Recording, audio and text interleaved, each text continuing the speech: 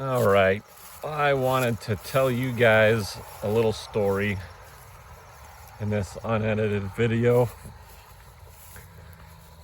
Exactly a week ago, we got a call at 3 a.m. in the morning from our neighbor. And she said, "Hey, the highway patrol is here looking for the owners of 3 cows, 2 black cows and 1 black cow with a white face." My heart sank because we have 2 black cows. Well, 3 black cows, 1 of which has a white face. So we threw on our clothes, rushed outside in the front pasture. We met the cops there. They were just pulling up the driveway. Turns out our cows had gotten out in the middle of the night, and one of them got hit by a truck. And it was still alive, but it wasn't able to walk, so it was in the pasture across the street. So we went ahead and asked the cops if they would put it down. So they did so.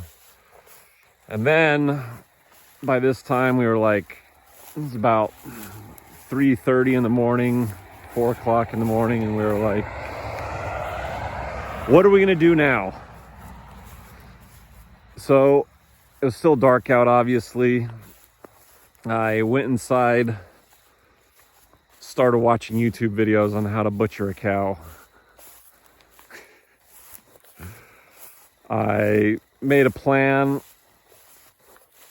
contacted some neighbors. By the time it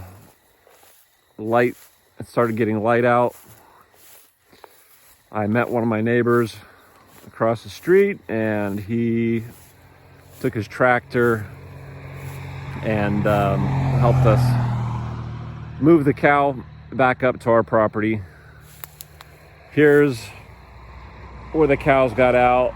The barbed wire was down, and we failed to notice that, and didn't put an electric fence up there. So,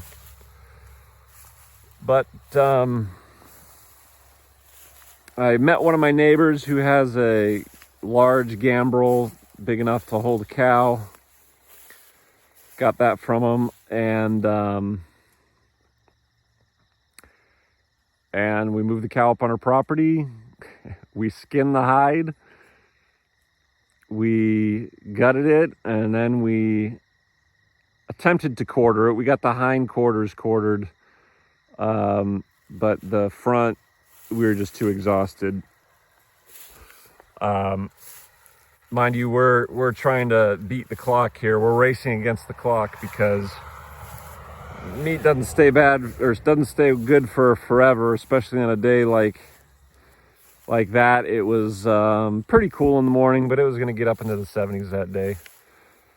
We were able to source a guy in the community who had cooler space, and he was able to take our 1/2 and 1/4 and 2/4 and hang it up in his cooler for us, and he's going to help us piece it out. But I cannot stress enough how thankful I am for all my neighbors for helping. These naughty girls. Arg.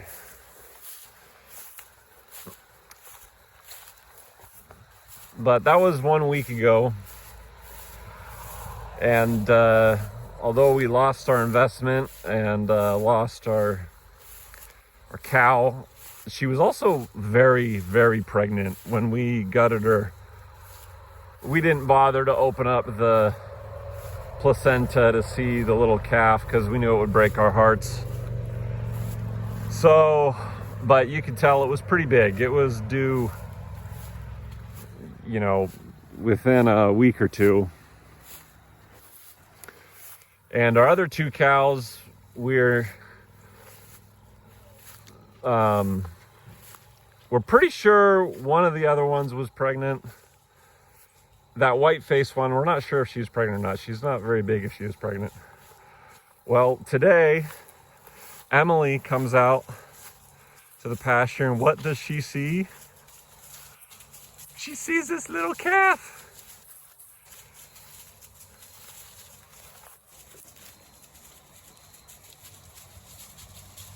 And so our fallen sister has a little nephew. She was born right here in the pasture this morning without any help from us. They did great. So they're a little shy right now. Let's see if we can get a look. But it was such a bittersweet moment to see this little calf born, to know that we just lost